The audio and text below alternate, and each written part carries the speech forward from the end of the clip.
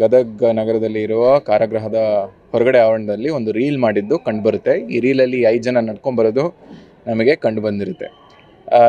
ಇದರ ಪ್ರೇರಣೆ ಮೇಲೆ ನಾವು ಗದಗ ನಗರದ ಗದಗ ಜೈಲಿನ ASP ಅಂದರೆ ಅಸಿಸ್ಟೆಂಟ್ ಸೂಪರಿಂಟೆಂಡೆಂಟ್ ಆಫ್ ಪ್ರಿಸನ್ಸ್ ಇವರು ಒಂದು ಕಂಪ್ಲೇಂಟ್ನ ನಮಗೆ ನೀಡ್ತಾರೆ. ಈ ಕಂಪ್ಲೇಂಟಿನ ಮೇರೆಗೆ ನಾವೊಂದು ಪ್ರಕರಣನ ಬೆಟಗೇರಿ ಠಾಣೆಯಲ್ಲಿ ದಾಖಲು ಮಾಡ್ಕೊಂಡಿರ್ತೀವಿ.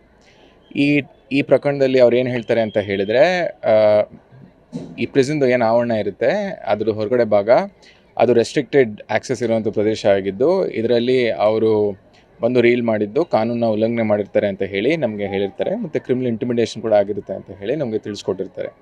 ಇದಕ್ಕೆ ಸಂಬಂಧಪಟ್ಟಂತೆ ನಾವು ಪ್ರಕರಣ ದಾಖಲು ಮಾಡಿಕೊಂಡು ಕಾನೂನು ರೀತಿ ಕ್ರಮ ಜರುಗಿಸಲಿಕ್ಕೆ ಮುಂದಾಗ್ತೀವಿ. ನೋಡಿ, ಸಾಮಾಜಿಕ ಜಾಲತಾಣದಲ್ಲಿ ನಾನು ಯಾರಿಗೂ ರೀಲ್ ಮಾಡದೇ ಇರಿ ಅಂತ ಹೇಳಲಿಕ್ಕೆ ಬರಲ್ಲ. ಬಟ್ ಕಾನೂನು ಬಹಿರವಾಗಿ ನೀವು ರೀಲ್ಸ್ ಆಗಲಿ ಅಥವಾ ಜನರಿಗೆ ಭಯ ಉಂಟಂತಾಗಲಿ ಮಾಡೋದು ತಪ್ಪಿರುತ್ತೆ. ಅಂಥವ್ರ ಮೇಲೆ ನಾವು ಕಾನೂನು ರೀತಿಯಲ್ಲಿ ಕ್ರಮ 100% ಜರುಗಿಸ್ತೀವಿ. ಸೊ ಈಗ ಒಂದು ಪ್ರಕರಣ ದಾಖಲಾಗಿರೋದ್ರಿಂದ ಆಮೇಲೆ ಮುಂದೆ ನಾವು ಕಾನೂನು ರೀತಿಯಲ್ಲಿ ಏನೇನು ಚೌಕಟ್ಟಲ್ಲಿ ಅವಕಾಶ ಇದೆ ಎಲ್ಲ ರೀತಿಯಲ್ಲಿನೂ ನಾವು ಕೇಸ್ನ ತಗೊಳ್ತೀವಿ.